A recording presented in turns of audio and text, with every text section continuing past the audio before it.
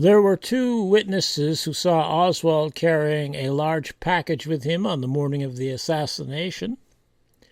And the first witness who went on the record, according to the authorities, was Linnie Mae Randall, who lived with Buell Wesley Frazier, who was her brother. And Oswald went to the Frazier's house to get a ride from Frazier on this Friday morning.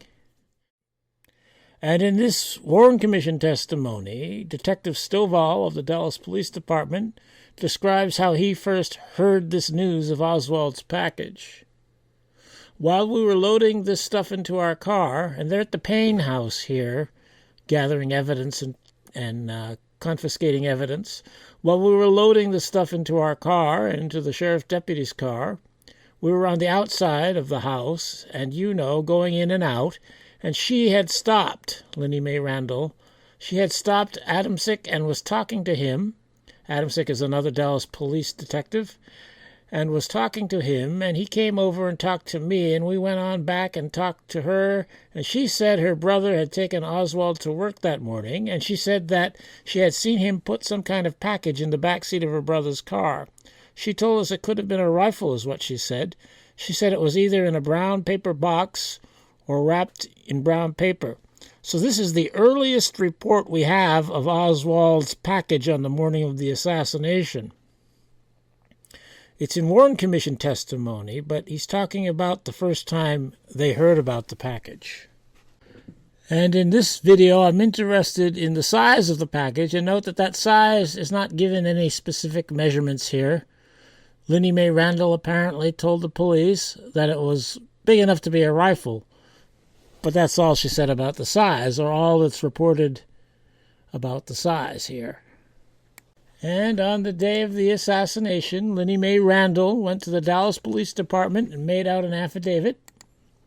And in there she says, I didn't see Lee again until this morning, Friday, November 22nd, 1963, about 7:10 or 7:15 a.m. I saw Lee walk up my driveway carrying a long brown package. I saw him put it in Wesley's car. Again, we don't get a specific size on this package. She just says it's long and brown. And the next word from Linnie Mae Randall comes on this November 23rd, 1963 FBI report, but they say they talked to her on the 22nd also. They probably talked to her while she was at the Dallas Police Department there to make out her affidavit. And in here it says, Randall stated that about 7:15 a.m., November 22nd, 1963, she looked out of a window of her residence and observed Lee Harvey Oswald walking up her driveway and saw him put a long brown package approximately 3 feet by 6 inches in the back seat area of Wesley's car. So we have a size now. She says, or according to the FBI, she said it was approximately 3 feet by 6 inches. So approximately 3 feet long. But when Linnie Mae Randall spoke to the Secret Service on November 28th, they said that she said it was 2 feet or over in length. So we're getting different estimates here from these reports. The FBI had said about 3 feet, and the Secret Service says she said it was 2 feet or over. And according to this December 2nd, 1963 FBI report, she doesn't give a number today, but it says that she stated that it was long, but did not touch the ground as he walked across the street. So the FBI is not giving enough context here. We'll get to that in the next one.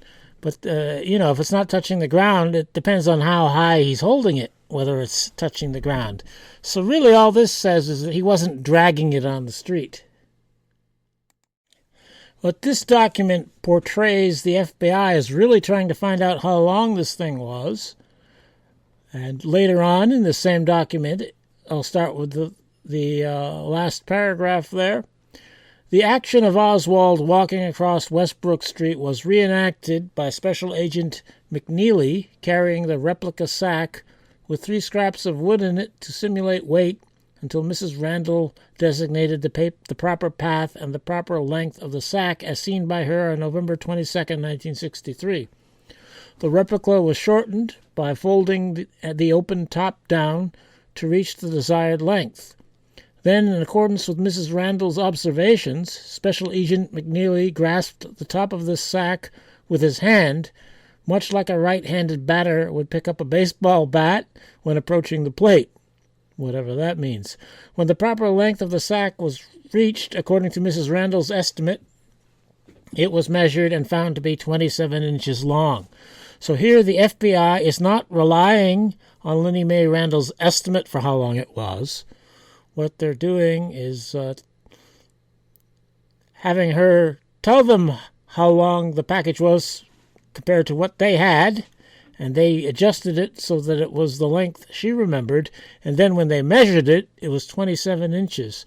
So in my view, this is the most accurate measurement we have so far, that it's 27 inches. Now the shills will complain that you're cherry-picking if you pick this as the most likely length of the package, because you're picking the one you want. It happens to be the shortest one at 27 inches. However, I think it's pretty clear from the evidence so far that this is the most accurate, or I should say, the indications are that this is the most accurate estimate of the length that we have, because here the FBI is actually over at Linnie Mae Randall's house, and they're having, under her direction, they're adjusting the length to the way she remembers it, and then they measure it. Of course, Linnie Mae Randall never measured the package Oswald was carrying, so I think this is the best estimate we have so far, 27 inches. And here I cut a box to 27 inches, and I'm holding it so you can see the length pretty clearly. Oswald apparently did not hold it this way when Linnie Mae Randall was looking. But you could see some people would say that's about 3 feet long, when it's really about 2 feet long. So it's easy to give an incorrect estimate for something like this. A lot of people aren't good at judging lengths in that way. But anyway, that's a 27-inch box there. And after reading that FBI report, a reasonable person would conclude that Oswald was carrying the package in this manner. That is, just holding his arm all the way down, holding the package at the top, and the bottom doesn't quite touch the street. That's what Linnie Mae Randall said, according to the FBI report, even though she didn't specify where exactly he was holding the top of the box.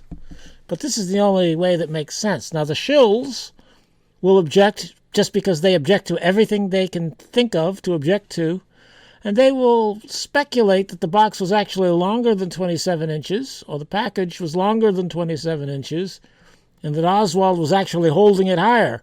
But that doesn't make sense with the FBI report here, the description they give. But the shills don't care if it doesn't make sense. They just want to introduce doubt about what you're saying. They want to confuse anybody else who might be reading or watching your video. So the best evidence we have here is that Linnie Mae remembers that package as being 27 inches long. And that's not cherry-picking. That's cherry-picking the best evidence here. The best evidence is that Linnie Mae Randall saw a 27-inch long package. And then on March 11th, 1964, the FBI has her calling it a long package again. And on that same day, Linnie Mae Randall testified to the Warren Commission, and she said of Oswald, he was carrying a package in a sort of heavy brown bag, heavier than a grocery bag, it looked to me. It was about, if I might measure, about this long, I suppose, and he carried it in his right hand, had the top sort of folded down and had a grip like this, and the bottom he carried it this way, and it almost touched the ground as he carried it. Let me see, he carried it in his right hand, did he? That is right. And where was his hand gripping the middle of the package? Or where was his hand gripping the middle of the package? No, sir, the top, with just a little bit sticking up. So it's very much like I have in my photograph here, where I'm holding the top of my 27-inch box, and it is just a couple of inches above the ground. I happen to be 5'11", and Oswald, although he had varying heights, was about 5'11". And I don't know how long his arms were or how long my arms are, but typically humans don't vary a whole lot in those ways, and he was probably carrying it pretty much the way I am here. You know, just like you grab something like that, like you grab a baseball bat when you're going to the home plate. And he was grabbing it with his right hand at the top of the package, and the package almost touched the ground. Yes, sir. Okay, this makes it pretty clear that he was carrying the package pretty much the way I have it here, my 27-inch box. And that's consistent with the FBI's investigation into how long the package was on the one report that they got it right. And so it's pretty clear. And when the shills try to tell you he was carrying it differently in order to make it a longer box, they are lying, which is what they do all the time. So to review the Linnie Mae Randall evidence here, on November 22nd, 1963, she told the Dallas police detectives that some kind of package could have been a rifle. And on the same day, in her affidavit, she said long brown package. And the FBI, in their November 23rd report, said that she said it was approximately 3 feet by 6 inches, 6 inches being the width. So she was saying it was approximately 3 feet long, according to the FBI. But then on the 28th, the Secret Service said that she said it was about 2 feet or over. So I think probably the FBI lied about their 3 feet anyway, but that's the one the shills will cherry pick in order to make you think the package was actually longer than it really was. And on December 2nd, the FBI determined that she was talking about a 27-inch length. And this is consistent with what she said to the Warren Commission on March 11th. Although here, this is from the FBI report, she said a long package, but her description to the Warren Commission, which I just went over, is consistent with the December 2nd investigation by the FBI, even though the Warren Commission didn't tell us how long that was, for some reason. It was 27 inches. So I think the reasonable conclusion here, the most reasonable conclusion, the only reasonable conclusion, is that Linnie Mae Randall remembers the package being about 27 inches long. Whatever lies the shills want to tell, this is the best evidence for what Linnie Mae Randall remembered, a 27-inch package. And the reason this matters, of course, is that the official story says that Oswald brought his Mannlicher Carcano into work that day in that bag that he was carrying. But even if you disassemble the rifle, which is very unlikely that Oswald would have disassembled the rifle and then reassembled it at the window without being able to adjust his sighting. I mean, he couldn't take any practice shots to make sure he put it together right. Even if you want to say he disassembled the rifle, the shortest or the longest piece of the rifle disassembled is 34 inches. So that package, in order for the official story to be true, would have to have been at least 34 inches long. And you can see the bag there next to the pieces of the rifle disassembled. The bag itself, in evidence, looks like it's only about 2 inches or so longer than the stock of the rifle. And the bag has to be at least as long as the stock of the rifle, a little longer because it has to fold over the top to hide what it is. So according to the official story, the bag has to be at least 34 inches long, or the package has to be at least 34 inches long, or you couldn't get the rifle into it. And 27 inches is not 34 inches. It's 7 inches less.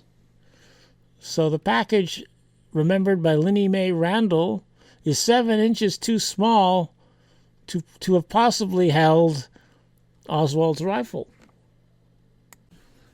And the other witness to Oswald's bag on that morning was Buell Wesley Frazier, Linnie Mae Randall's brother. And this is the both of them as they were being brought in to the police station on the afternoon of November 22nd. And to go over Buell's account of the length of the package, I'm going to start here with this December 1st, 1963 FBI teletype. And going to page 3 of that, starting with the first complete paragraph there, he, that is Buell Wesley Frazier, indicated what he believed to be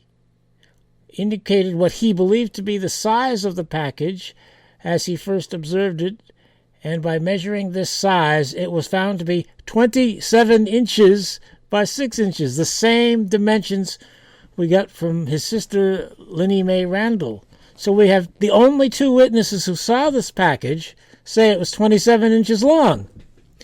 He examined both the original sack and the replica sack. The Dallas police had made a replica sack in order not to contaminate the evidence, presumably. And they were showing that to Frazier, and stated that if the original sack was the color of the replica sack, he could not state immediately whether the sack was or was not the one observed by him in possession of Oswald on the morning of November 22. Frazier's sister Linnie Mae Randall stated that she observed Oswald carrying the package in his right hand at about 7:15 a.m., approaching her residence, where Frazier resides, on the morning of November 22. By reenactment of the scene by Special Agent McNeely on December 1 instant, I have it as December 2 on the other document, with use of replica sack, an estimated size of the package was reached by Mrs. Randall, standing in the window where she had been, and that was also 27 inches.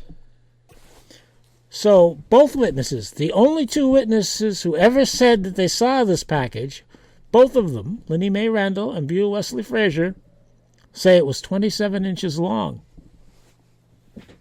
Yet the shills will never admit that that evidence is good enough.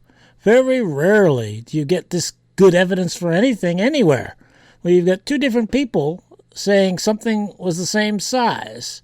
Now, yeah, they didn't take out their tape measures at the time and measure the package Oswald was carrying, but when being questioned and adjusting the size of the stand-in package for what they remembered, both of them came out with a result of 27 inches.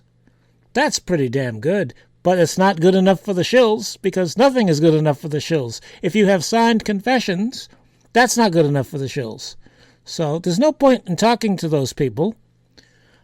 The only way to find the truth is to investigate this yourself and reach your own conclusions.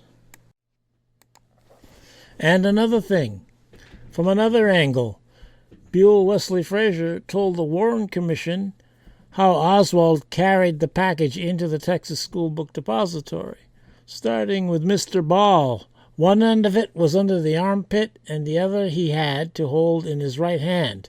Did the package extend beyond the right hand? No, sir. Like I said, if you put it under your armpits and put it down normal to the side, but the right hand on, was it on the end or the side of the package? No, he had it cupped in his hand. Cupped in his hand? Right. So this is extremely unambiguous.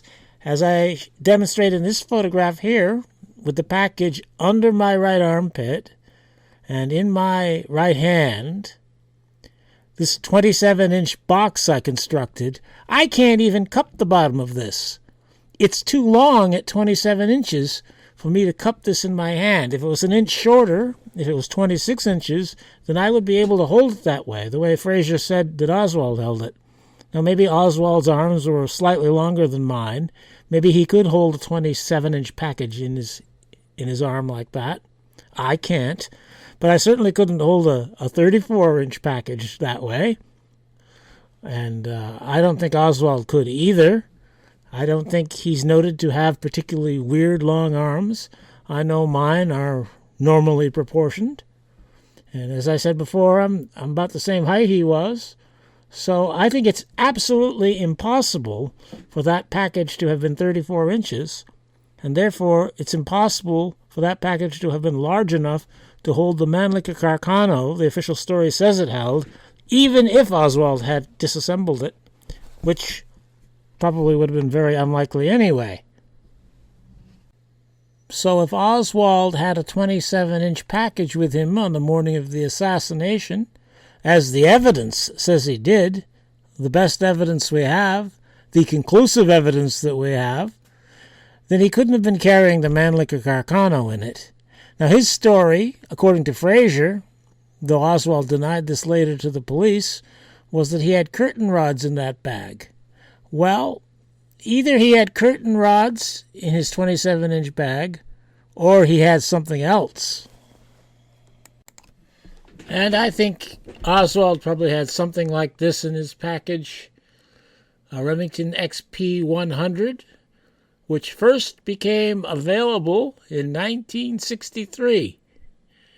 And there were two versions available at the time, 14 inches long or 18 inches long. Either one of them would have fit in a 27-inch package. So I'm not of the school of thought that Oswald was an innocent Patsy Hero. I think he participated in the assassination, and that on Friday morning he brought in a gun like this. And if you don't like that, then maybe you're not going to want to watch the rest of the video. And this gun would have worked very nicely from the Grassy Knoll, from behind the picket fence, where people did think a shot came from, and it would have been very effective at that range. It's a pistol, but it's an elongated pistol with a telescopic or a scope on it. So this could have been very effective and very accurate from that distance. And I think that was the plan. And that somebody had this gun and somebody fired this gun behind the picket fence. And I don't mean James Files. But the official storytellers don't want a shooter behind the picket fence, even if it implicates Oswald, because they have a storyline that they're selling, and that is that Oswald acted alone, and that he was in the 6th floor window, and that he used, and the only weapon used in the assassination was the Mannlicher Carcano, and therefore they don't want a Remington 100, XP100 in their story. All they want is the Mannlicher Carcano, so they want you to think that he carried it in his package on Friday morning, because that implicates him with the murder weapon. But as I've shown here, he could not possibly have had that gun in a 27-inch package. On the day of the assassination, the Dallas police did display a bag that we must surmise they found in the building, since they're showing it as they come out of the building, on the steps of the building. A bag that is obviously longer than 27 inches. In fact, it looks like it's longer than 34 inches. It looks like it's probably 3 to 4 feet. I don't think it's the same bag that is now in evidence, though that, I think, is difficult to prove, especially considering the discoloration here, which I believe was caused by chemicals added to bring out fingerprints. But anyway, I don't think it's the same bag that's being held up outside of the Texas School Book Depository building. But the bag being displayed by the Dallas police does look like it's large enough to hold a Mannlicher Carcano rifle, and that probably is the point that they had in mind when they showed it to the press here. But according to this November 30th, 1963 FBI document, the Dallas police denied that they had ever shown this bag to anybody. Lieutenant Carl Day, Dallas Police Department, stated he found the brown paper bag shaped like a gun case near the scene of the shooting on the 6th floor of the Texas School Book Depository building. He stated the manager, Mr. Truly, saw this bag at the time it was taken into possession by Lieutenant Day. Truly, according to Day, had not seen this bag before. No one else viewed it. Truly furnished similar brown paper from the roll that was used in packing books by the Texas School Book Depository building. This paper was examined by the FBI laboratory and found to have the same observable characteristics as the brown paper bag shaped like a gun case, which was found near the scene of the shooting on the 6th floor of the Texas School Book Depository building. The Dallas police have not exhibited this bag to anyone else. It was immediately locked up by Day, and in the photograph, that is not Lieutenant Day. This detective's name holding the bag is known, but I forget what it is. Agent Drain, it was immediately locked up by Day, kept in his possession until it was turned over to the FBI. So this is an unequivocal denial by Lieutenant Day that this bag ever could have been shown to anybody, and yet we have a bag being shown to the press as the Dallas police detectives are leaving the building. So what this looks like is an oblique way of denying that the photographed bag was the bag that Lieutenant Day found, without having to explain what the hell it is. Of course, something fishy is going on here. They decided that this bag that they had shown to the press was not the bag that they were going to use for whatever reason. And I have ideas about what the reasons are, but my point here is that the authorities are hiding information from the public. That is, they showed this bag to the public through the press, but now they are obliquely denying that that was the bag, even though it couldn't reasonably be anything else. And that means that somebody is lying here, either Lieutenant Day or the FBI. Also notable on this topic here is this thing from Penn Jones in 1980. How encouraging is that? That 44 years later, more than 44 years later, these lies were revealed, and yet the official story remains unchanged. But anyway, in this article, written by Jack White, and I'm not a big fan of Jack White, but here it is. All students of the JFK case are familiar with the curtain rod story. This is the allegation of the Warren Commission that Lee Harvey Oswald constructed a brown wrapping paper bag or gun case to conceal the rifle he allegedly brought into the TSBD on November 22nd, claiming the package contained curtain rods. This bag, identified as Q10, was scientifically analyzed by the FBI, which told the Warren Commission that Q10 was constructed from the same wrapping paper and gummed tape available in the Texas School Book Depository Shipping Department on November 22nd. On the basis of this, and the paper issue has many details to it, and I don't even have it clear in my mind now as to what the facts are there, but I'm not going to get into that deeply in this video. On the basis of this, the Warren report concluded that Oswald took paper and tape from the TSBD to Irving, where he transferred the gun from its blanket wrapping to the paper bag. Researcher J. Gary Shaw has recently discovered FBI documents which cast doubt on the credibility of this story, presumably, though I don't have the end of the sentence here. But anyway, these are the two documents being talked about. These documents are exactly the same, except for the yellow highlighted area. And in the one on the left, it is claimed that the paper from the bag was found to have the same observable characteristics as the brown paper, or the paper in the shipping department was found to have the same observable characteristics as the brown paper bag shaped like a gun case. And the document on the right, which has the same date on it from the FBI, it says the opposite. This paper was examined by the FBI laboratory and found not to be identical with the paper gun case. So the FBI has a document saying that it is and is not the same paper. That is, the bag that they allegedly found was and was not made from the same paper available in the Texas School Book Depository Shipping Department. I don't think you can say anything definitive here. Of course, the shills will say that they simply made a mistake in one document, and so they had to make another document. But you would think they would destroy the document where their mistake was Maybe it was too late to destroy it, they could argue. But anyway, in typical FBI fashion, in my opinion, we have FBI documents that they can pick and choose from. If they want it to be the same paper, they've got a document that says so.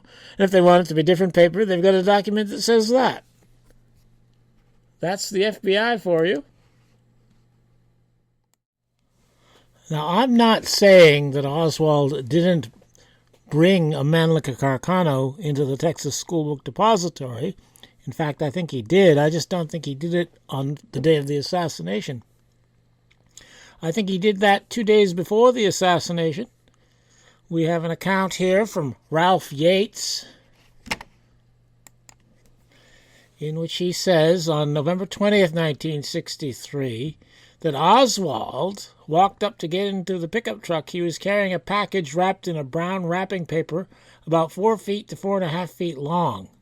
He said he told this man he could put the package in the back of the truck, but the man said that the package contained curtain rods, and he would carry it with him in the cab of the truck.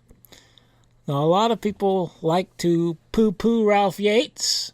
Even people who pretend to be researchers will just make jokes about Ralph Yates, and there is material there in the evidence for which you can use to make jokes about Ralph Yates. But I think this is a true story. I'm not going to examine that closely here, why I think it's a true story. But because I think it's a true story, I have to take this seriously. And I think Oswald probably did bring the Mannlicher Carcano to the Texas Schoolbook Depository, but that he did it on the Wednesday before the assassination. And I don't know how large this bag is that's being displayed by the Dallas police at the Texas Schoolbook Depository. It's hard to tell because of the way it's being held and the way it's folded over in the front. But I think perhaps, or maybe even probably, this is the bag that Ralph Yates saw.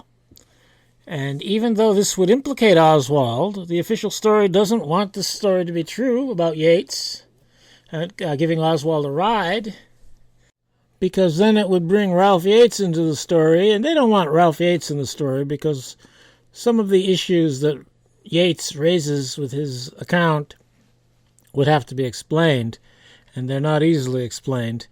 And therefore, I think they wanted to leave Yates out of the story, and therefore they did not want to use this incident to implicate Oswald. They preferred the 27-inch bag story. By the way, Yates gave Oswald a ride to the building. That's part of the Yates story. It's not just the description of the bag here. So the official storytellers don't want this to be true, even though it implicates Oswald.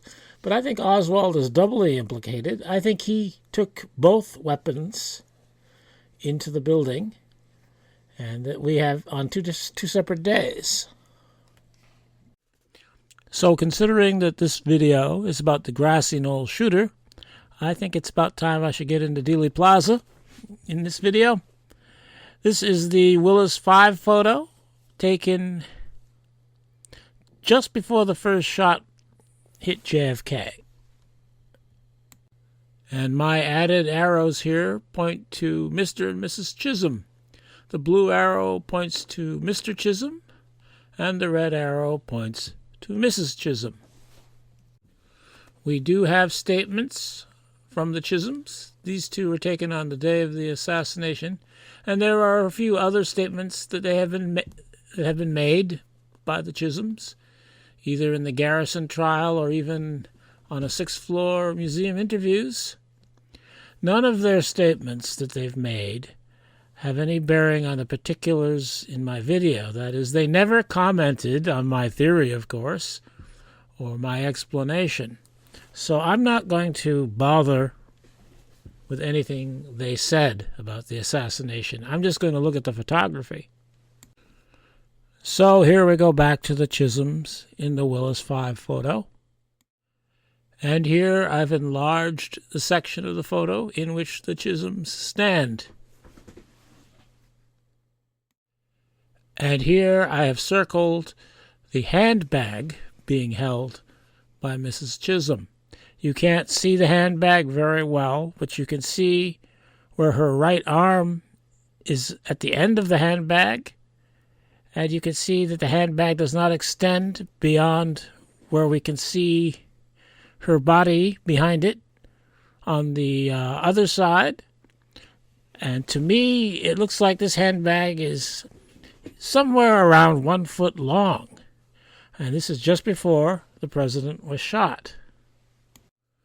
And this is the Botham photo, the only one he took on Elm Street somehow, a few seconds after the assassination.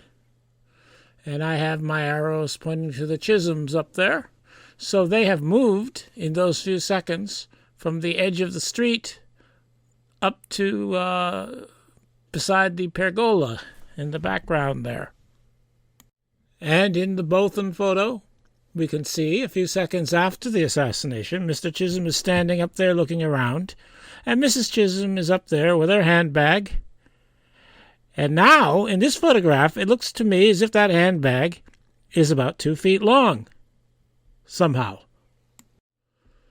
So why does Mrs. Chisholm have a short or relatively normal-sized handbag before the assassination, and a few seconds later, why does she have this weirdly long handbag up by the pergola? Obviously, the Chisholms moved from the side of the street up to the side of the pergola, and somehow her handbag looks like it about doubled in size. And this is what originally put me on to my theory here when I noticed that her handbag became much longer after the assassination. They ran up to the pergola, and when we see her up there, she has a different handbag, a longer handbag than she had before the president was shot. That implies to me that her handbag got switched up by the pergola, and she ended up with a longer handbag.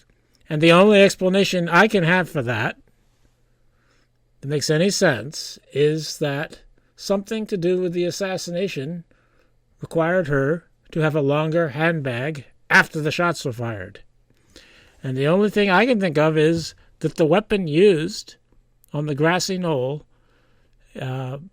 was put into this longer purse, this longer handbag, and given to Mrs. Chisholm so that she could carry it away from the scene of the crime. And this Remington XP100 pistol, which I talked about earlier, I think would easily fit into Mrs. Chisholm's new and longer handbag. And now I want to show this clip. I think it's from the Wiegman film. It was edited by Gerda Dunkel. Gerda Dunkel, I think her name was, or is. And anyway, I think it gives a good appreciation of the size of the handbag after the assassination. Note also that Mrs. Chisholm is carrying their little boy, Ricky Chisholm. And, of course, that makes her look like an innocent bystander, that she's running away from the scene, carrying her child and her very long handbag. That might even be a 27-inch handbag. And now I'm going to go through the photographic evidence that shows exactly what the Chisholm family did, or pretty close to what they did. I'll have to interpret a little bit. But this is just as the president is approaching them, and the Chisholm family is circled here. This is in a Bronson photo, a Bronson slide. And the Chisholms are just standing there, looking very innocent, apparently. And here in the Willis 5 photo, which is also a slide, a transparency in the original, we can see at about the same moment as the Bronson photo, the Chisholm family, as I've already pointed out with this photograph. And this is from the Zapruder film, between the sprocket holes, because it shows the ghost image that shows the bottom of the Stemmons sign, and sometimes you can see things underneath the bottom of the Stemmons sign. I used this graphic in my last video, talking about the sign, but in this video, I'm using it to show that Mr. Chisholm, as I have determined, this could be the only person this could be, that I have circled in the middle frame there, that Mr. Chisholm is bending down a little bit and reaching, I presume, for his wife's handbag. And viewing this side by side with the detail from the Willis 5 photo, you can see that the direction that this man, who has to be Mr. Chisholm, is reaching is indeed towards where his wife's handbag is being held in the Willis photo. So the president is going by, and Mr. Chisholm is reaching for the handbag. So this implies to me that Mr. Chisholm has planned to reach for his wife's handbag at a certain time. And that's what he's doing, as we can see in the ghost images of the Zapruder film. And this is a frame from the Wiegman film.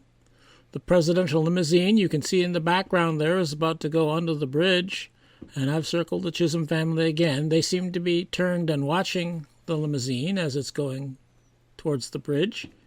And so I think at this point, Mr. Chisholm is holding his wife's handbag, though you cannot see that in the frame here, but I think he has grabbed the handbag and is now holding it.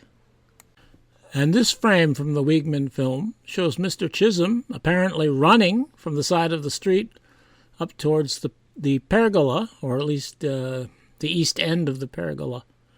I think he's carrying his wife's handbag here, though you cannot see that here. In fact, it kind of looks like he has both hands up with no handbag, but I think he's carrying the handbag, and that one of those hands is actually the end of the handbag. And a few seconds after that, we can see in the Botham photo that Mr. Chisholm is standing up on the east end of the pergola, and his wife is now holding the new and improved handbag, the larger one, which I say the Grassy Knoll weapon is inside of. And I think probably Mr. Chisholm switched the bags with another person who was behind that little wall there on the east end of the pergola. And we can actually see there's another person there. He's generally called Shadow Man, not officially identified or identified by anyone that I know of, though some people seem to think he looks kind of like Jack Ruby. But it's hard to tell in this photograph because he's just a shadow. He's Shadow Man. And so I think Shadow Man there probably gave Mr. Chisholm the large handbag that contained the Grassy Knoll weapon. And in the Gerda Dunkel stabilization of the Darnell film, we can see Mrs. Chisholm begins her run across the lawn. And in this Cecil Stoughton frame, we can see that Mrs. Chisholm has pulled out in front of her husband there. You can barely see her husband on the edge of the frame. And so she started running apparently as soon as she got the handbag and her child in her arms. But by the time of the Towner photograph here, Mr. Chisholm has passed his wife. Of course, he's not carrying the child or the handbag, so he is less encumbered, and of course he's a man, and men run faster than women. And here in the first Rickerby photo, we can see Mrs. Chisholm handing off the child to Mr. Chisholm. Apparently he had passed her and got out in front of her, and she complained, "Hey, you carry the kid." And he obliged. Of course, I'm speculating about that. And here in the second Rickerby photo, we can see that Mr. Chisholm has taken possession of the child and is still running out in front of Mrs. Chisholm. And here in this frame from the Couch film, we can see that the Chisholms continue to run west down the sidewalk towards where their car is supposed to be parked. I'm not sure exactly where their car was parked. I don't think that information is available. I think they were up on the Stemmons Freeway or near the Stemmons Freeway or something. And at some point in their run back to their car, with one of the weapons used to shoot President Kennedy, as I say, they encountered police officers. We don't know, or a police officer, we don't know who that was. But they ended up in the sheriff's department, as we can see them in this photograph. I forget who took this one. But there they are, sitting in the sheriff's office. And as I showed before, they made out statements there in the sheriff's office. And that's the story of what they did at the time of the assassination. So I think my interpretation here is the most reasonable one, unless you want to ignore reality. That is my explanation of her getting a longer handbag, coincidentally, at the time of the assassination, is that the Grassy Knoll weapon was put into this handbag and that she carried it away from the scene, and this was planned in advance, of course, and that Mr. Chisholm took the old handbag and ran up to the east end of the Grassy Knoll, exchanged it with another handbag from Shadow Man, and gave his wife the longer handbag, and we see her running away with that handbag.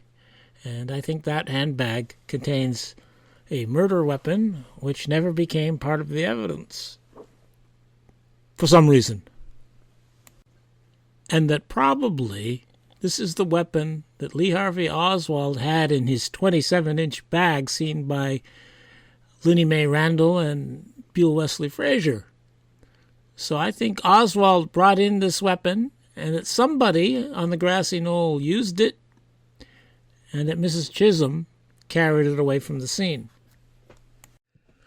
But it's not just the Chisholms. Behind the Chisholms, as we can see in the Willis 5 photograph, are two boys who are standing there wearing two similar jackets, but they are different jackets.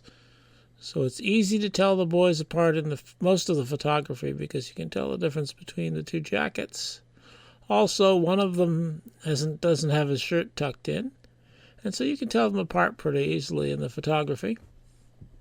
And the one on the right here that I circled in blue is also implicated by the photography as being involved with this operation involving the handbags. And here in this frame from the Wiegman film, the boys, circled in red here, look like they're already in motion while the Chisholms are still just standing there. So this implies to me, along with the other photography, that the boys were involved and that they had a plan and that they instantly went into motion at the predetermined time. And it was slightly before the Chisholms went into motion. And in this subsequent frame from the Wiegman film, circled in green, you can see Mr. Chisholm is in motion now. It looks like he's about to begin his run here. You can see he's circled in green. I just said that. And circled in blue are the two boys. Now, the one on the left there, you can tell that's one of the boys because both of their jackets have those white stripes on the shoulders. The one on the right there seems to be in motion before the other boy, or at least he's ahead of him on his way towards the pergola. And here in a subsequent frame, the boys have moved a little further along. And in this subsequent frame, we can see Mr. Chisholm. He's just kind of a blur here, but that's definitely Mr. Chisholm, as you can see from the next frame. And in the same frame, the first one here with Mr. Chisholm, you can see one of the boys in the background.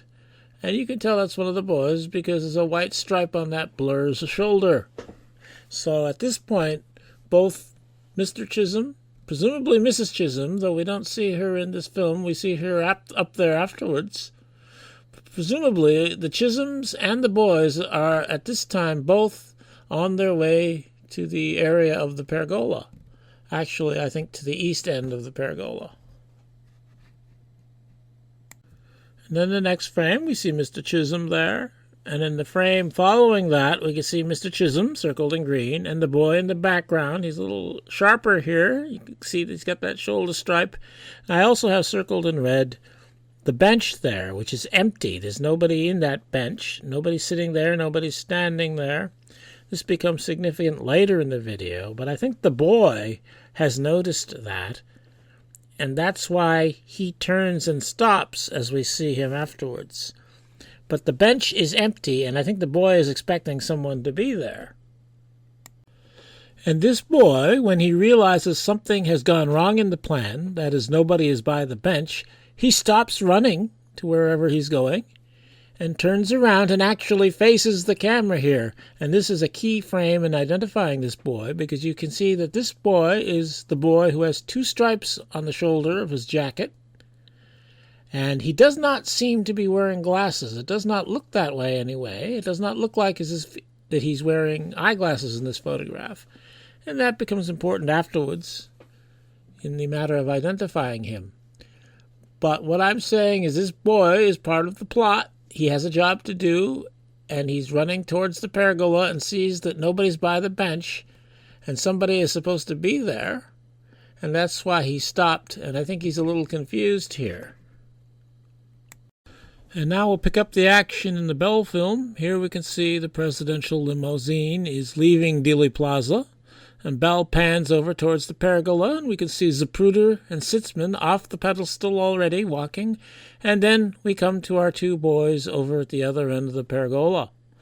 And the boy, the 2-striped boy, the one that I say is most involved here, is the one on the right, and his friend is already up there. I think he's sitting on that abutment there, or that pedestal. And the boy we're interested in here, the one with the 2 stripes, is walking away from the east end of the pergola where the Chisholms are, as I showed before. The Bothan photo here was taken a few seconds after that Bell frame, so the boy has moved further along. But note that this is where Mrs. Chisholm has got a new, longer handbag, and that means her old, shorter handbag had to go somewhere. And the boy is carrying that old, shorter handbag. So his job here was to take away the old handbag so that there would only be one handbag visible. And he's actually holding that handbag right now in this photograph. It's hard to see because the bench is in the way there.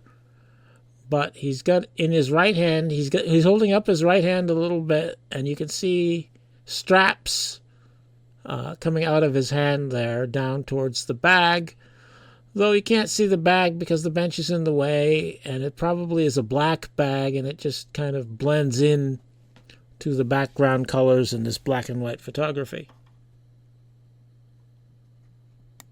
So this boy's job was to take away the handbag that Mrs. Chisholm had been holding before the shooting, so that she could be carrying just one handbag after the shooting, that is, the longer handbag that has one of the murder weapons inside of it, so that she can take it away from the scene.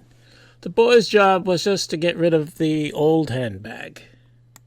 So in this Gerda Dunkel clip from the Darnell film, stabilized by Gerda, you can see Mrs. Chisholm running away with the new handbag, and you can see the boy in the background who is holding the old handbag. Unfortunately, the photography isn't quite good enough to see the handbag the boy is holding, but you can see the position of his arm, and you can see, I think, the straps coming down from his hand, and you just have to put 2 and 2 together, which the shills will never do, and they will never allow you to do if they can stop you. And shortly after that, the boys decided to run west towards the overpass, as we can see in this Kablik photo, and also in this Kablik photo. In this photo, we can see Officer Haygood, I've marked out in the background. He parked his motorcycle beside the street and ran up to the overpass. And that prompted several people, probably the boys too, to run towards the overpass to see what's going on there. And the boy here is carrying the handbag as he runs to the overpass.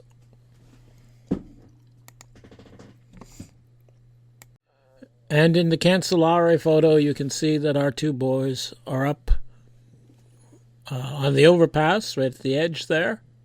And that's Officer Haygood standing up on the banister there on the left. And this is an important photograph for identifying and distinguishing the boys from each other. You can see quite clearly that one boy has one solid stripe on each shoulder on his jacket and was wearing the light pants. And the other boy, you can see clearly here, has 2 stripes in the same spot that the other boy has 1 stripe. He has a double stripe on each shoulder. That helps in identification. And this photograph represents both boys as wearing eyeglasses. Presumably, our 2-striped boy is still holding the handbag here, but we can't see it in this photograph. And he does not definitively appear in any other photographs after this. So I can't say what he did with the handbag, where he got rid of it, or anything about that. It was his job to take the first handbag away and to put it somewhere. And I think he couldn't put it where the plan had him supposed to be putting it. And that's why he's still carrying it when he's up at the overpass. And this is a newspaper story that appeared in the Dallas Morning News on Sunday, November 24th, 1963, of J.D. Tippit's, the surviving members of J.D. Tippit's family. Now, J.D. Tippit was killed on Friday, as was the president, and this appears in the Sunday paper. So this photograph here had to have been taken on Saturday, probably Saturday morning, that is, the morning after the assassination. And this boy, the one on the right, wearing the jacket with 2 stripes on its shoulders, that boy is Alan Tippit, J.D. Tippit's 13-year-old, soon-to-be 14-year-old son at the time. So this is the morning after the assassination, and that's Alan Tippit, J.D. Tippit's son, wearing a jacket with 2 stripes on each shoulder. And if we compare this boy, that is Alan Tippit, to one of the boys in Dealey Plaza that I've shown already, we can see he's wearing exactly the same style jacket. It has 2 stripes on each shoulder, and the lapels each have a stripe on the end. Exactly the same jacket that Alan Tippit wears the next morning. Now, the picture of Alan Tippit the next morning is in black and white, so we don't get the colors. You will see colorized versions.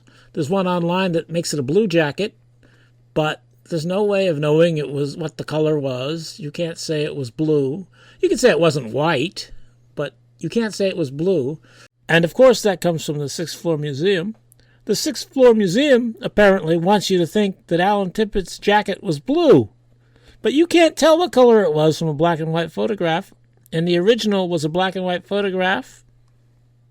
The original was a Dallas Morning News press photo, and at that time, all press photos were black and white. This is before newspapers used color photography in their news. So the original was black and white, and there is no way to tell what the original color was from a black and white photo. But the 6th floor museum wants you to think the jacket was blue for some reason. And the photography in Dealey Plaza shows it as kind of a reddish maroon color, at least in the Willis photo, even though most of those photos are also in black and white. In black and white, it's the same jacket.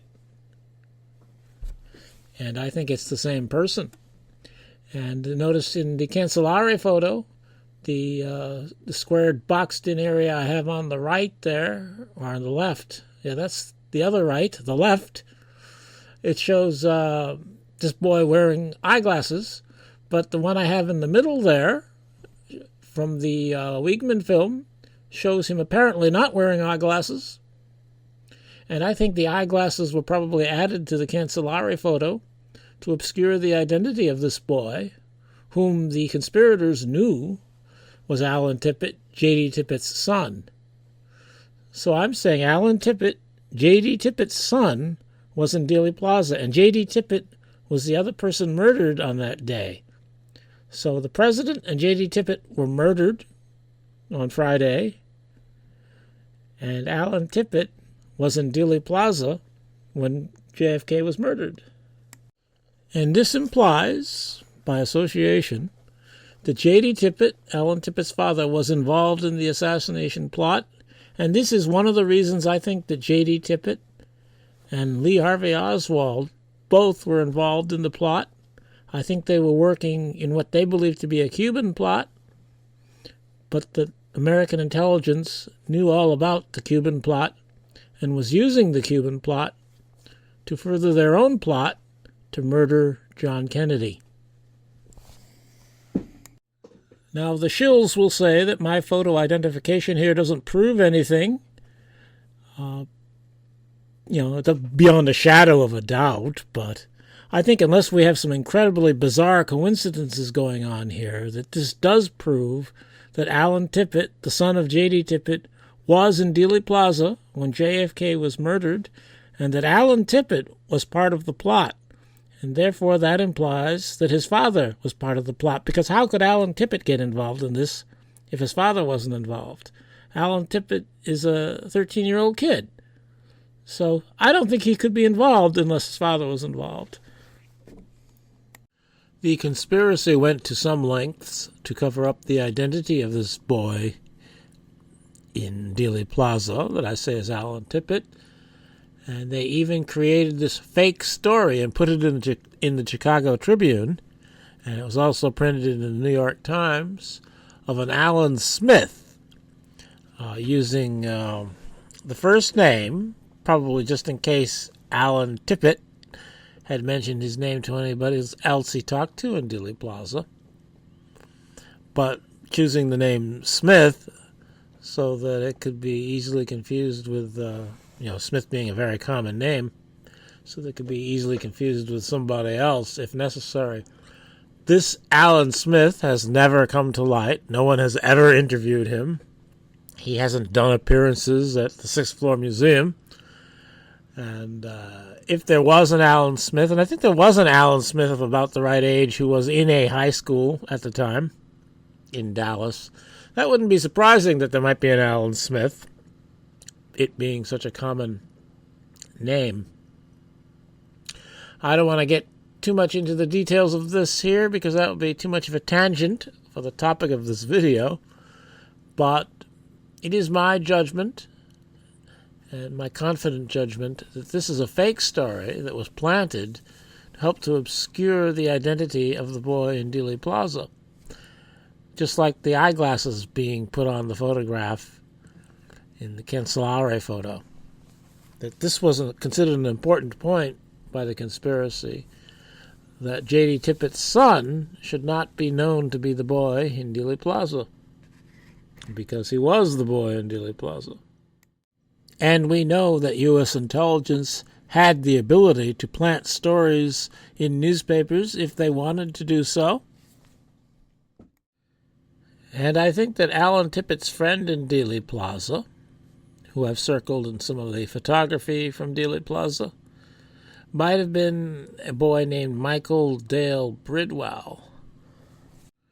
Bridwell was murdered in 1968, execution style. A youth who earlier had been in a car of Charles A. Tippit, son of the Dallas police officer who the Warren Commission said was killed by Lee Harvey Oswald, was found shot to death on a sidewalk near the downtown First Baptist Church early Saturday. Police said the slain youth, Michael Dale Bridwell, 18, was shot once in the forehead and once in the chest. And a man named Leroy Watson McLean was arrested for the crime.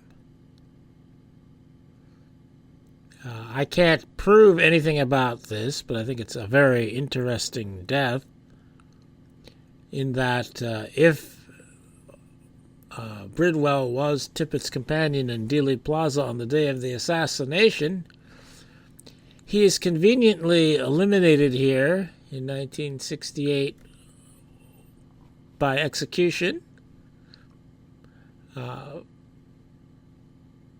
the age of 18. And Bridwell's alleged murderer, and I say alleged because I could find no information about any trial or any conviction or any adjudication of the matter whatsoever. But his apparent murderer, Leroy Watson McLean, happens to share the last name of the character in the assassination story. That's H.B. McLean, who lied about things to the HSCA in the 1970s. And here in this graphic, which I'm putting on the screen, which you can stop if you want to and read it, he's lying about identifying himself in a film when actually that officer that he's identifying is not himself, but is actually an officer by the name of J.W. Williams. But to explain that would be to get too far off topic. And he also participated in the hoax acoustical evidence theory, which was an intimidation tactic used by the cover-up to discourage people from, serious people, that is, people with careers to lose, to discourage such people from seriously pursuing the matter of the assassination, because this was a theory set up to fail and be very embarrassing. So it's interesting that somebody who shares the same last name as H.B. McLean here was the apparent murderer of Michael Dale Bridwell, even though there's an extra C in the murderer's last name. There's one more C in the last name than H.B. McLean's last name. But I couldn't prove that Leroy Watson McLean was related to H.B. McLean, so I can't really say any more about that. And public records do show that Leroy Watson McLean was charged with public lewdness in 1978. So less than 10 years after Bridwell's murder,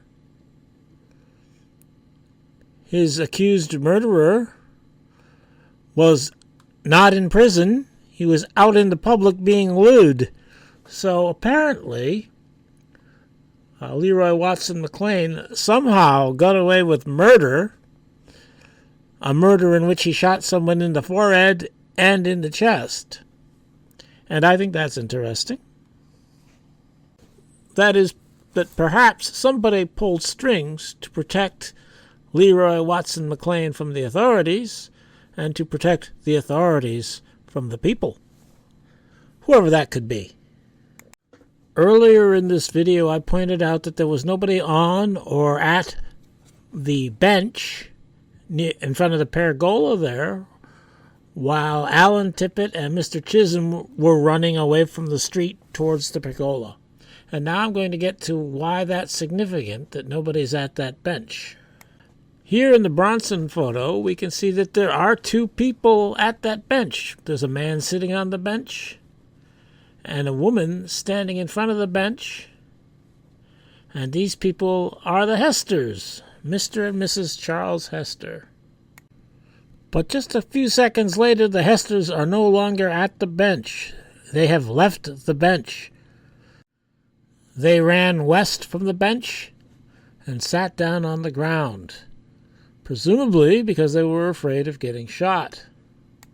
And why is this significant, you may ask? Because Beatrice Hester, the woman standing, Charles's wife, is standing there with a big shopping bag, a big open shopping bag. And when she sets herself down, as we can see in the Wiegman film, the bag is folded as if it is empty. So apparently Mrs. Hester is standing in front of that bench with a big open empty shopping bag.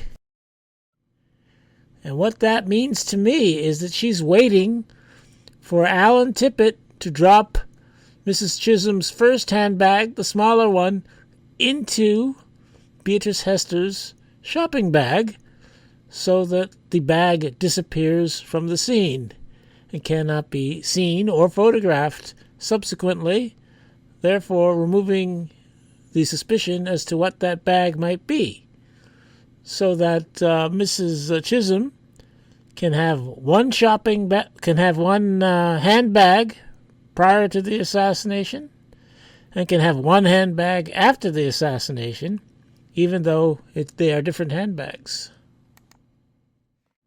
So Alan Tippit was expecting Beatrice Hester to be at the bench with that open shopping bag so that he could drop the first handbag into the shopping bag, and it could be disappeared by Beatrice Hester. But when Tippit saw that the bench was empty and that the Hesters had run off to a different position, he stopped and faced Wiegman's camera so that we can see him here as he's a bit confused or confounded or something, because he realizes that the woman he's supposed to hand off the handbag to is not going to be by the bench anymore. So he continues and does his job and gets the first handbag, but instead of dropping it into Beatrice Hester's handbag, or into Beatrice Hester's shopping bag, he has to hold on to the bag and dispose of it himself later, or maybe he gave it to Beatrice Hester afterwards. I don't know. The photography does not show what he eventually did with the bag. So this says to me that the Hesters were involved with the plot, that they had a job in the plot. They knew they had a job in the plot before the assassination began, but then when they saw that JFK was actually shot, that frightened them because they were not expecting that. This is one of the reasons I conclude that many people involved with the assassination did not realize that it was going to be an assassination. And when she found out, or the Hesters both found out that it was an assassination, they got scared and forgot their jobs, because probably to them they thought something had gone wrong, because they were not expecting the president to be shot. And so they ran away from the position they were supposed to hold until Alan Tippit came by. But they ran west in order to avoid getting shot themselves, apparently. And then afterwards they went into the pergola, presumably to talk with Abraham Zapruder, who was in the pergola at that time. And to judge by Zapruder's film from before the assassination, they accompanied Zapruder to the Grassy Knoll.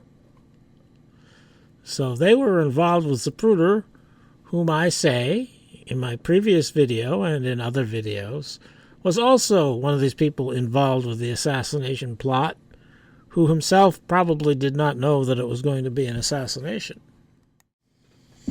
Also of interest here are the FBI reports of interviews with Mrs. and Mr. Charles Hester, with Mrs. Charles Hester, Beatrice Hester. As I have underlined here, it says shortly thereafter, and that's after the shooting, they went across to the north side of the street. And in Charles Hester's FBI interview, and for some reason I can't find a scan of the original document, I only could find a text document, Charles stated, Heather after, is that a word? Heather after, immediately, this is Heather after the shooting, immediately escorted his wife across to the north side of the street. So in both FBI statements here, it is said that the Hesters claimed to have been on the south side of the street, and then after the shooting crossed to the north side of the street. But as we can see in both the Willis and Bronson photos, the Hesters are on the north side of the street immediately prior to JFK being shot, and we can see in other photography that they are on the north side of the street immediately after JFK was shot.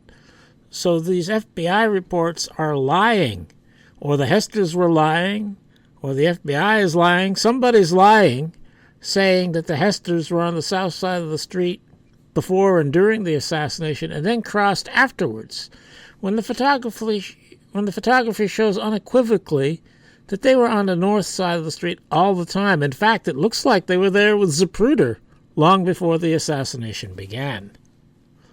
So why are these FBI reports lying? I don't think you need my speculation on that point.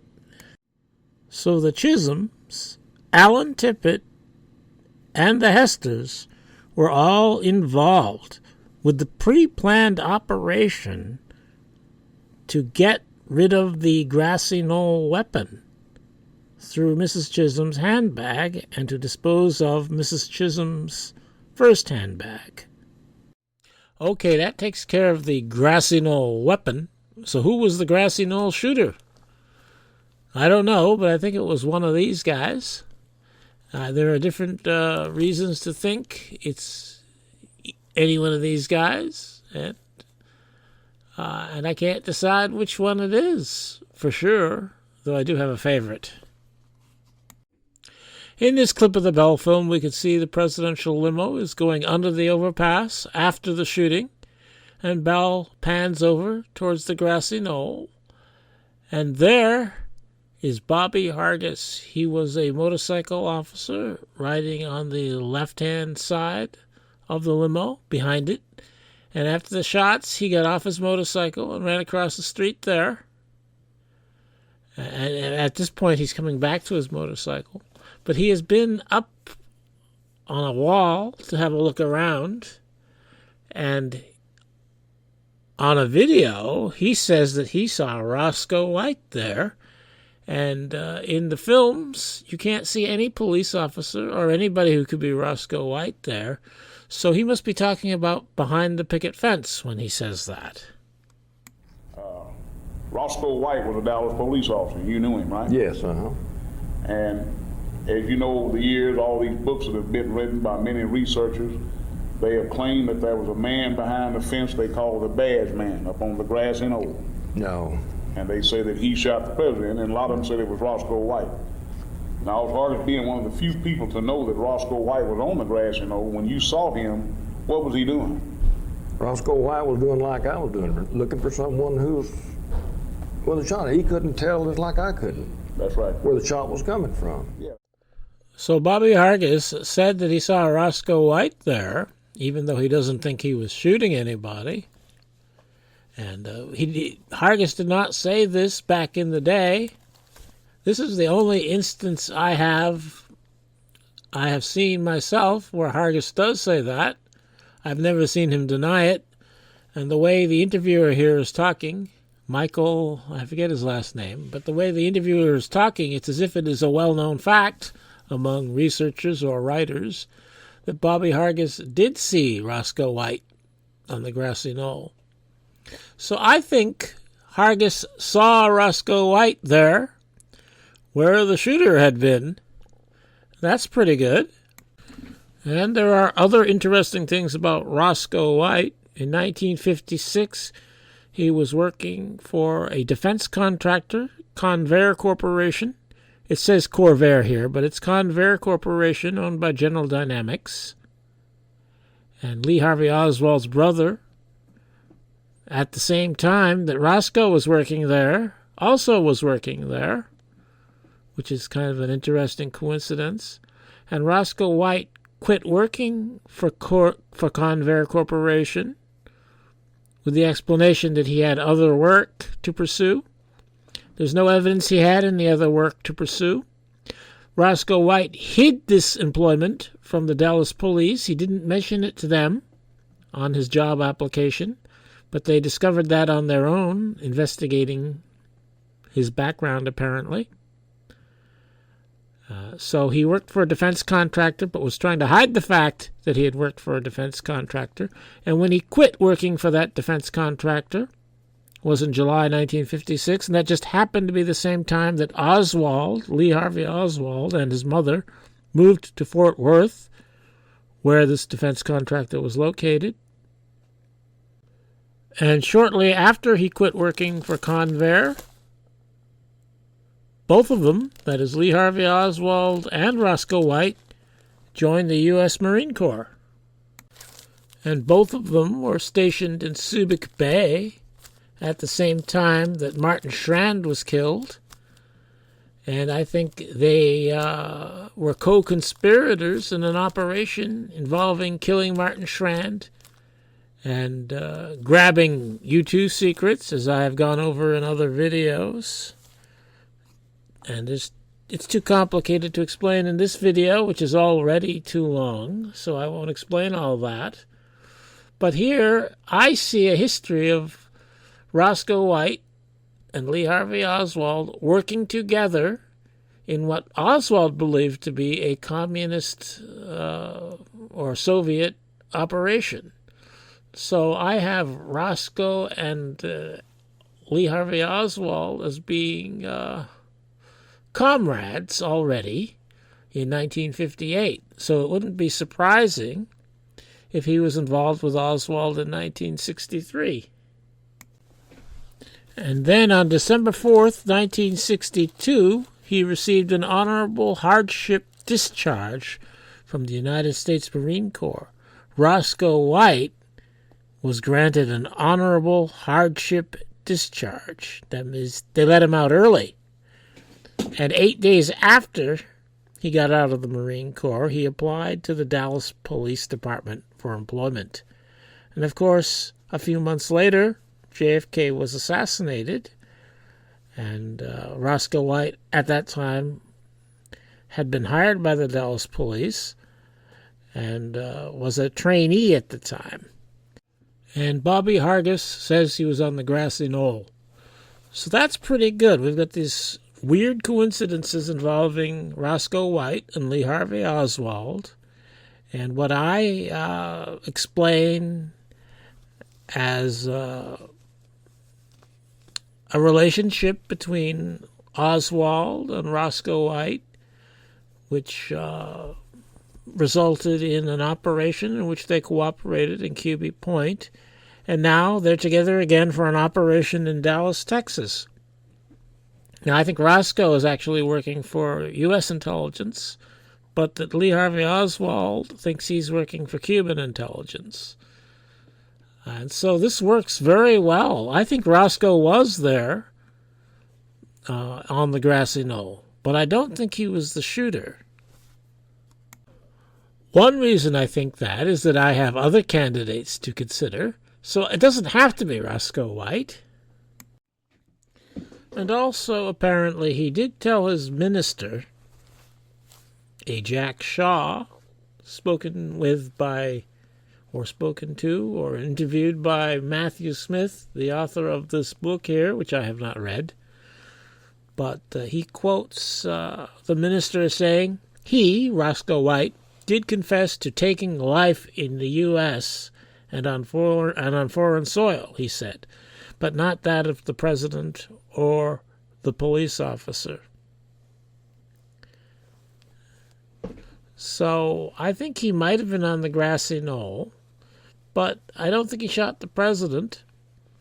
Now, normally I wouldn't credit something like this, these latter-day revelations, and the Bobby Hargis revelation is also one of those latter-day revelations.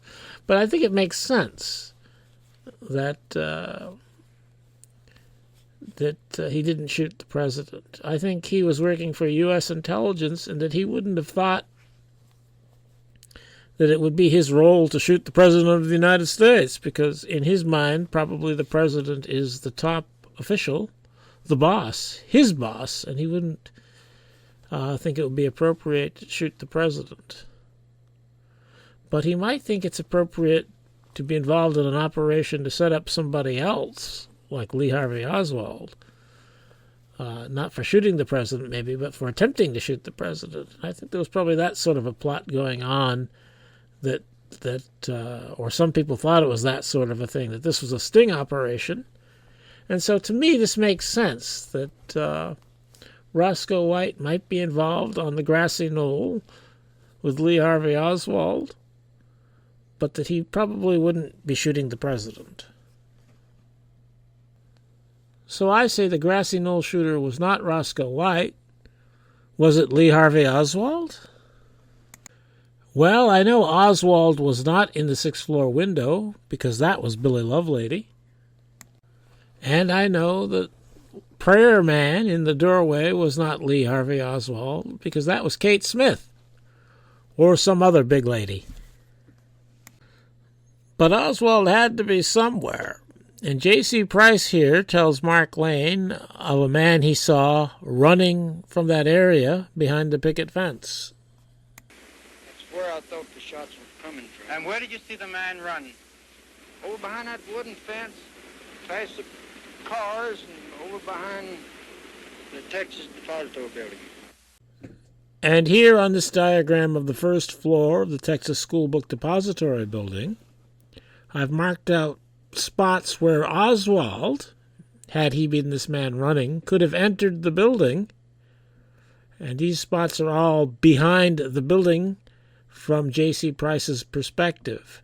So that could be Oswald that J.C. Price saw running from the scene of the Grassy Knoll shooter and to behind the building. And Oswald could have entered the building and got up to the second floor in time for him to have been seen there by Marion Baker.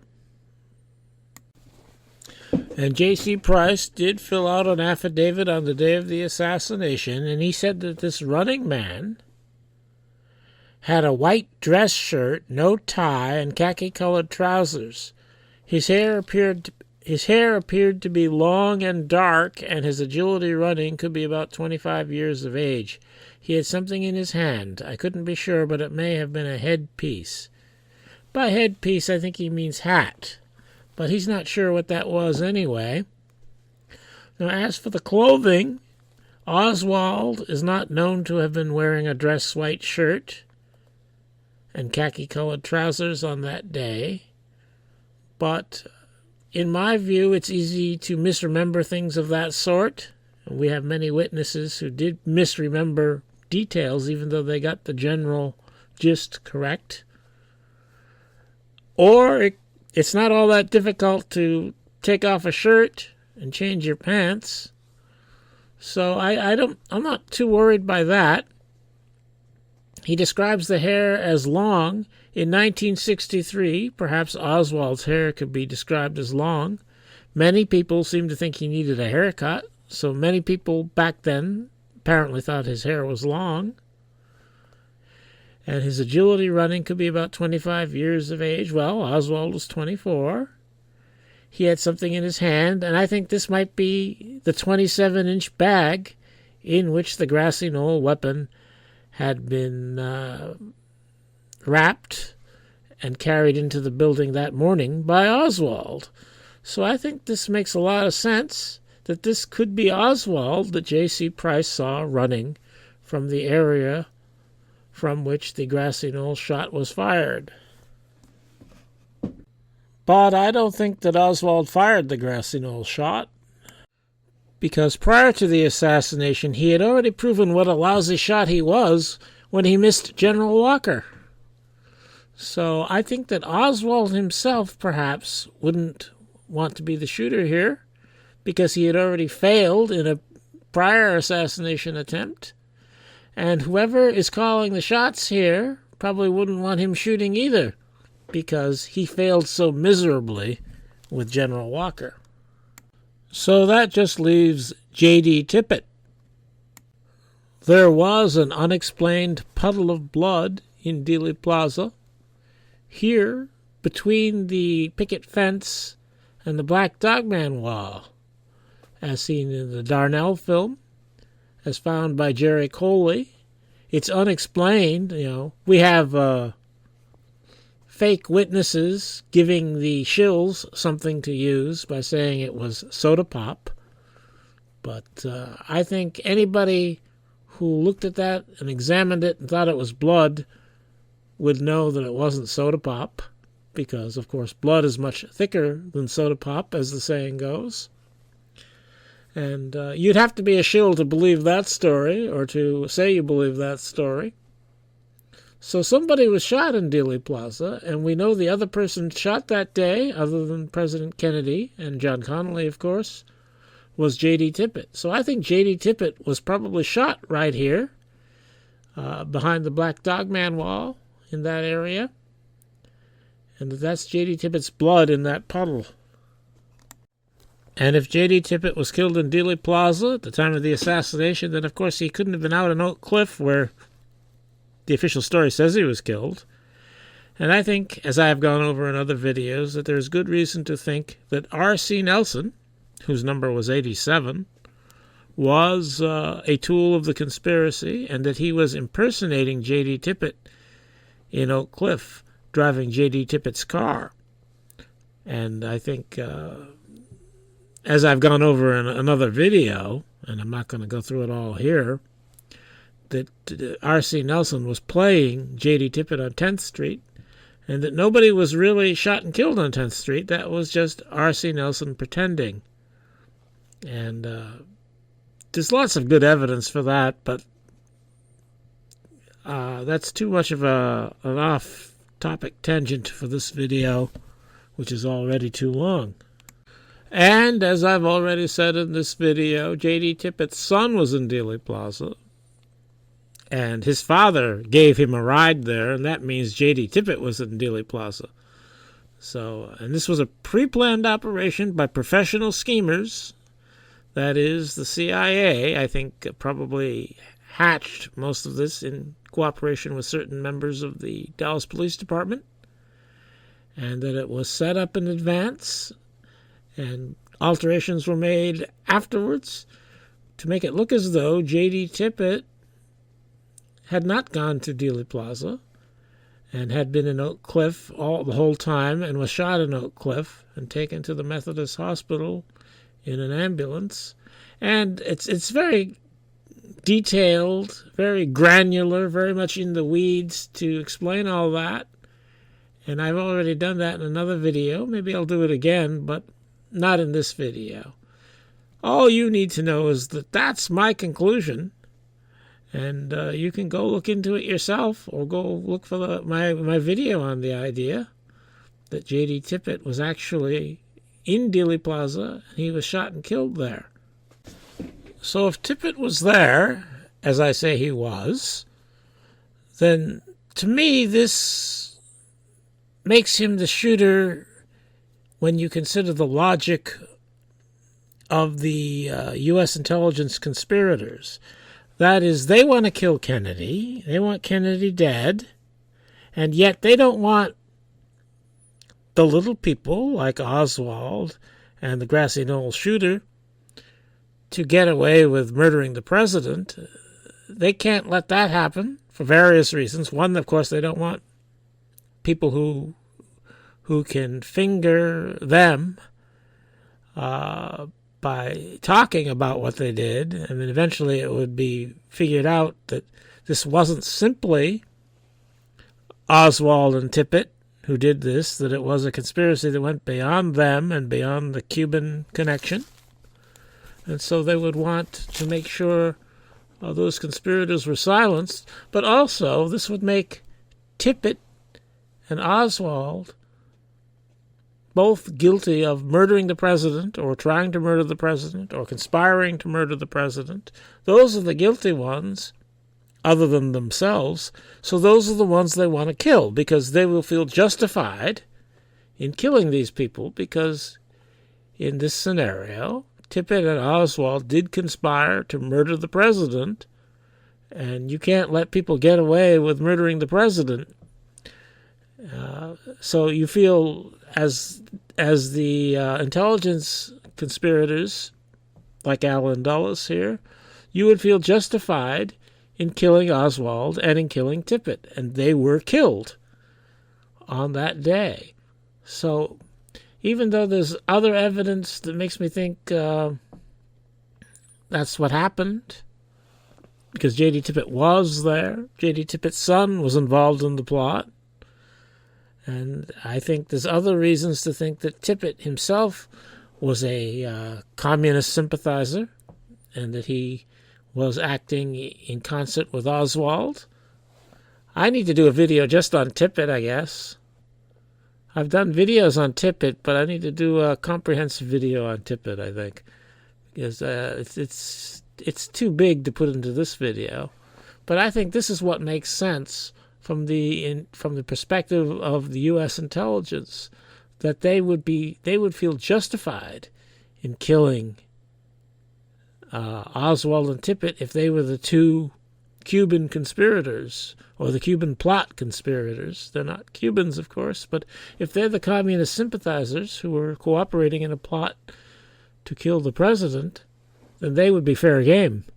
And maybe that sounds quaint, the way intelligence operates. They don't always care about anyone being fair game, but it's much nicer to do something. You can feel much better about yourself if you think what you're doing is fair. And if Oswald and Tippit are conspiring to murder the president, and you're U.S. intelligence, then you think it's fair to kill them. No question about it. And so ultimately, I think that's why I think that the Grassy Knoll shooter was J.D. Tippit, because the evidence puts him there, and the logic of it, from the perspective of U.S. intelligence, would be to murder both of the conspirators who were trying to kill the president, who weren't working for their own conspiracy, of course. So that's my call. J.D. Tippit was the Grassy Knoll shooter.